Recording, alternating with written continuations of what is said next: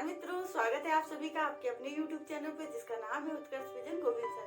तो आज मैं बच्चों आपके टेट सुपर टेट से रिलेटेड जो EVS के क्वेश्चन आते हैं वो सर से पूछने जा रही हूँ।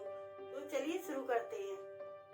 तो बच्चों आपके सर आ चुके हैं। सर आपका बहुत बहुत धन्यवाद जो आप आए और आप दूसरा इंटरव्यू देने के लिए राजी हुए। आपका बहुत बहुत मैं आभार व्यक्त करता हूँ इस बात के लिए कि दोबारा से आपने इस प्रकार का इंटरव्यू ऑर्गेनाइज किया हुआ है और इंटरव्यू के जो वीडियो है वो बच्चों को लाभ मिल रहा है। इसलिए मेरे से इससे अच्छी बात क्या हो सकती है मेरे लिए।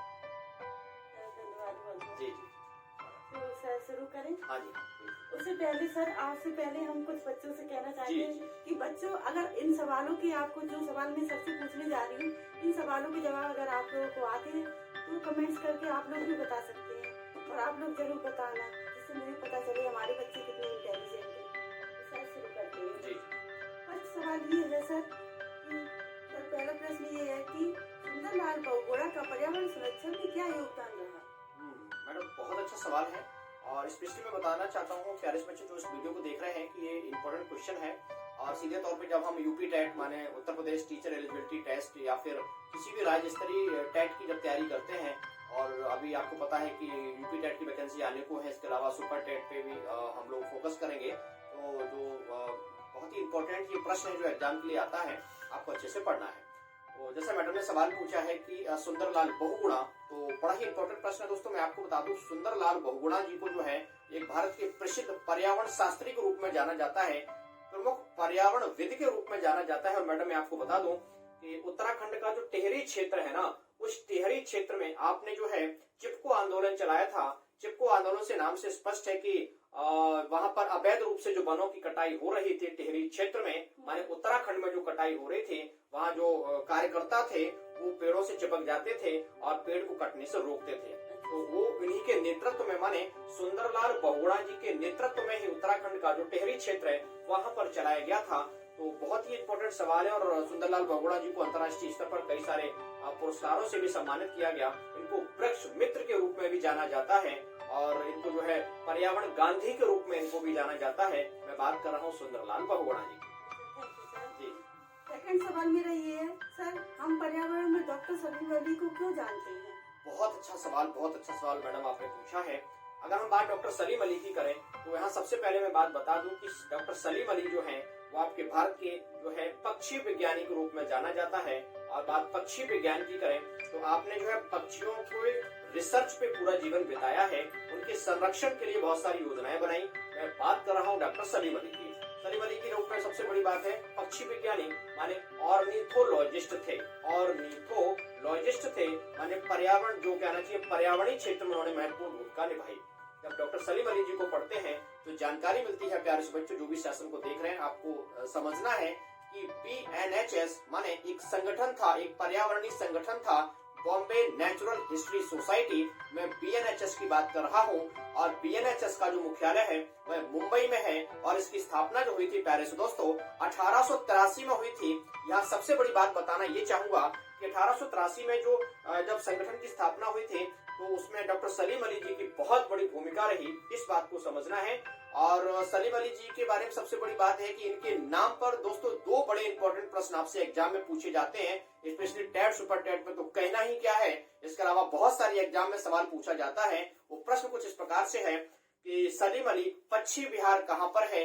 तो मैं आपको बता दूं कि आपका जो है प्यारे दोस्तों गोवा जो राज्य पड़ता है, गोवा के पणजी के निकट चोराव द्वीप के पास में वो पश्चिम बिहार है।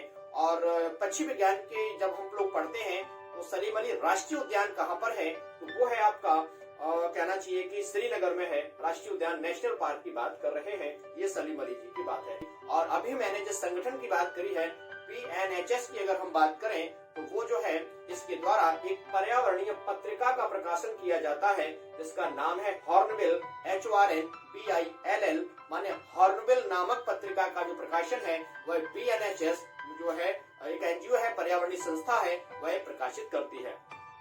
यहाँ पर एक बात मैं आपको बता दूं, हॉर्नबिल जो है ना वो आपकी एक पक्षी है और पक्षी के संरक्षण की योजना बनाई है केरल सरकार ने। इसी कारण से केरल सरकार ने जो है इसको राजकीय पक्षी घोषित किया है केरल राज्य का। और सबसे बड़ी बात ये भी है कि जो केरल है केरल में हॉर्नबिल पक्षी, जिसको धनेश के रूप में भी जानते हैं, माने कौवे जैसा पक्षी होता है, चोंच इसकी लंबी होती है, पूंछ भी लंबी होती है। इसके अवैध शिकार को रोकने के लिए केरल सरकार ने जो है ना ये निर्णय किया था, माने राजकीय पक्षी घोषित किया। और सलीम अली जी का बहुत बड़ा योगदान है। धन्यवाद सर। हाँ जी, हाँ सर आज मेघा पाटेकर के बारे में कुछ बताइए बच्चों को। काफी अच्छा सवाल है मैडम, बहुत अच्छे सवाल। आपका जो कलेक्शन है वो अपने आप में बहुत अच्छा है। आपने बहुत मेहनत करी है बच्चों के भविष्य के लिए, इसके लिए मैं आपको थैंक यू बोलना चाहेंगे। कि मेधा पाटकर जी की जब हम बात करते हैं तो एक बड़ी ही वरिष्ठ सामाजिक कार्यकर्ता हैं। और जब मेधा पाटकर जी की बात करते हैं तो नर्मदा बचाओ आंदोलन NBA की बात कर रहे हैं। नर्मदा बचाओ आंदोलन में मेधा पाटकर जी की बहुत बड़ी भूमिका रही। सबसे बड़ी बात है कि नर्मदा नदी पर जो पुल बनना था, उस पुल के विरोध में उन्होंने बहुत बड़ा अनशन किया और लंबे समय से उन्होंने प्रयास किया, जिसमें कि आदिवासी जो लोग थे गुजरात क्षेत्र के, उनके लिए, और मध्य प्रदेश में जो हरसूद वगैरह क्षेत्र है, वहां के जो है नर्मदा नदी के उस पुल के लंबाई को कम करने के लिए जो आंदोलन किया था, उसके लिए बहुत ज्यादा उनका एक त्याग रहा है और हमें उनके प्रयासों को नजरअंदाज नहीं करना चाहिए। Thank you sir. जी सर नेक्स्ट चीज और पूछ रही हूँ सर, माधव गाडगिल को हम क्यों जानते हैं? निश्चित रूप से माधव गाडगिल जी की जब बात करते हैं तो माधव गाडगिल जी जो है एक बहुत ही पर्यावरण शास्त्री हैं। इन्होंने भारत में पर्यावरण संरक्षण की दिशा में बहुत महत्वपूर्ण योगदान दिया है। आपने जो है केंद्र सरकार ने जो पश्चिमी घाट पड़ता है, पश्चिमी घाट की अगर हम बात करें तो केरल, कर्नाटक, महाराष्ट्र वाला जो क्षेत्र है, अरब सागर के किनारे वाला जो क्षेत्र है, उस पर्यावरण संरक्षण की दिशा में इनका महत्वपूर्ण योगदान रहा। पश्चिमी घाट के संरक्षण के लिए केंद्र सरकार ने जो कमेटी बनाई थी, उस समिति के अध्यक्ष थे माधव गाडगिल जी। बच्चों, अगर आप लोगों को हमारे प्रश्न अच्छे लग रहे हैं और सर का समझाया हुआ अगर आप लोगों को समझ में आ रहा है तो कृपया लाइक, सब्सक्राइब और शेयर जरूर करें बच्चों, और चैनल को सब्सक्राइब जरूर कर लें, जिससे आपको आने वाले वीडियो सारे मिलते रहे। तो अगले क्वेश्चन पर चलते हैं सर। इंदिरा गांधी जी का पर्यावरण में क्या योगदान है सर? बड़ा बहुत अच्छा सवाल है, बहुत अच्छा सवाल है। जब बात इंदिरा गांधी जी की आती है तो भारत की पहली महिला प्रधानमंत्री जी के रूप में उन्हें जाना जाता है। उनके कार्यकाल के दौरान ही सबसे बड़ी बात है कि वह खुद एक पर्यावरण सक्रिय कार्यकर्ता के रूप में थी। और जब बात करते हैं तो सेव द टाइगर जो अभियान है, उसमें उन्होंने बढ़ चढ़ के हिस्सा लिया। जब बात इंदिरा गांधी जी की आती है तो 1972 में जो भारतीय वन्य जीव संरक्षण अधिनियम पास किया था, वो उनके समय में ही पास किया गया, और जिसके द्वारा जो भारतीय पक्षी मोर है, राष्ट्रीय पक्षी मोर है, जिसको पावो क्रिस्टेसिस के रूप में जाना जाता है, उसका जो जूलॉजिकल नेम है, पक्षी माने मोर का जो जंतु वैज्ञानिक नाम है वह पावो क्रिस्टेसिस है। माने और भी जो भी ढेर सारे जो और भी वन्य जीव हैं, मैं टाइगर की भी अगर बात करूं तो इसी अधिनियम के द्वारा उनको संरक्षण प्राप्त है। इसलिए इंदिरा गांधी जी के प्रयासों को नजरअंदाज नहीं किया जा सकता। अच्छा, थैंक यू सर। अगला क्वेश्चन है सर जी, पर्यावरण में हम गौरा देवी जी की बात क्यों करते हैं? बहुत अच्छा मैडम आपने सवाल पूछा है। अगर हम गौरा देवी जी की बात करें, ये महिला थी और चिपको आंदोलन से इनका संबंध है। इन्होंने महिला मंडल दल का गठन किया था। जब चिपको आंदोलन चलाया गया था उत्तराखंड क्षेत्र में, महिलाओं की पूरी विंग तैयार करी थी चिपको आंदोलन को सफल बनाने के लिए। एक बहुत ही एक एक्टिव सामाजिक कार्यकर्ता और पर्यावरण कार्यकर्ता के रूप में गौरा देवी जी को जाना जाता है। Thank you sir. अगला क्वेश्चन है सर जी, वंदना शिवा का पर्यावरण संरक्षण में क्या योगदान है? बहुत ही अच्छा आपने सवाल पूछा है। अगर हम वंदना शिवा जी की बात करें तो सामाजिक कार्यकर्ता हैं। इन्होंने जैविक कृषि को आगे बढ़ाने के लिए बहुत बड़ी भूमिका निभाई, और नवधान्या जो संगठन है उसकी आप जो है संस्थापक रही हैं, और पर्यावरण में इनका महत्वपूर्ण योगदान रहा था। अगला क्वेश्चन है सर जी, हम पर्यावरण संरक्षण में MC मेहता को क्यों जानते हैं? बहुत अच्छा आपने सवाल पूछा है मैडम, बहुत अच्छा सवाल है। जब हम पर्यावरण का अध्ययन की जब बात करते हैं, भारत के ऐसे बहुत सारे पर्यावरण शास्त्री हुए हैं जिन्होंने अलग अलग भूमिका निभाई है। जब हम MC मेहता जी को पढ़ते हैं तो MC मेहता जी जो हैं वह पर्यावरण संरक्षण की दिशा में महत्वपूर्ण भूमिका निभाई। माने गंगा संरक्षण के लिए महत्वपूर्ण भूमिका इनकी थी, और ताजमहल के जो है एक प्रकार से संरक्षण के रूप में इन्होंने बहुत बड़ी महत्वपूर्ण भूमिका निभाई। ये एक एडवोकेट के रूप में थे, वकील के रूप में थे। MC मेहता जी की बात कर रहे हैं। हमने सुना है कि सुनीता नारायण का पर्यावरण संरक्षण में बहुत अधिक महत्व है। हाँ, निश्चित रूप से मैडम आपने सही सुना है। जब बात सुनीता नारायण जी की आती है, वह महिला थी, एक महिला सामाजिक कार्यकर्ता, माने राजनीतिक कार्यकर्ता के रूप में भी इन्हें जानते हैं। पर्यावरण संरक्षण में आपका बहुत बड़ा योगदान था। बात कर रहे हैं सुनीता नारायण जी की, तो केंद्रीय विज्ञान एवं माने विज्ञान पर्यावरण केंद्र जो है, जो नई दिल्ली में है, माने एक बहुत महत्वपूर्ण केंद्र है, नई दिल्ली में है, उसके ये महानिदेशक पद पे रही थी। बात कर रहे हैं सुनीता नारायण जी की। बहुत ही इंपॉर्टेंट मैडम क्वेश्चन आपने पूछा है सर। Thank you sir. हाँ। और अगला क्वेश्चन है और वो लास्ट क्वेश्चन भी है सर, और बहुत इम्पोर्टेंट भी है बच्चों के लिए। अच्छा जी, बताएं। सर क्वेश्चन ये है कि आज हम MS स्वामीनाथन के बारे में सर से जानकारी बच्चों लेते हैं। ओके, काफी बढ़िया सवाल पूछा है।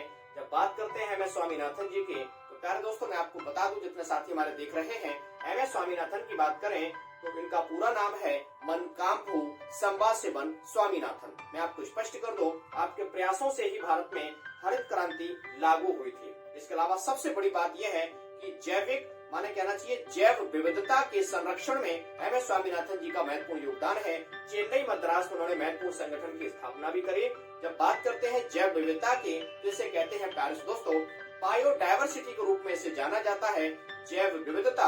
और जैव विविधता की अगर हम बात करें तो प्यारे दोस्तों, ये जो 22 मई को जो है प्रत्येक वर्ष विश्व जैव विविधता दिवस के रूप में जाना जाता है, माने मनाया जाता है। बात कर रहे हैं विश्व जैव विविधता दिवस की, तो बड़ी जरूरी बात बताना चाहूंगा कि जो है भारत में सबसे ज्यादा जो जैव विविधता है वो आपके कहाँ पर, माने शांत घाटी क्षेत्र जो है, माने जो केरल का क्षेत्र है, वहाँ पर पाई जाती है। ये वही पश्चिमी घाट का क्षेत्र है जहाँ भारत के परिप्रेक्ष्य में सबसे ज्यादा बायोडायवर्सिटी दर्ज की जाती है।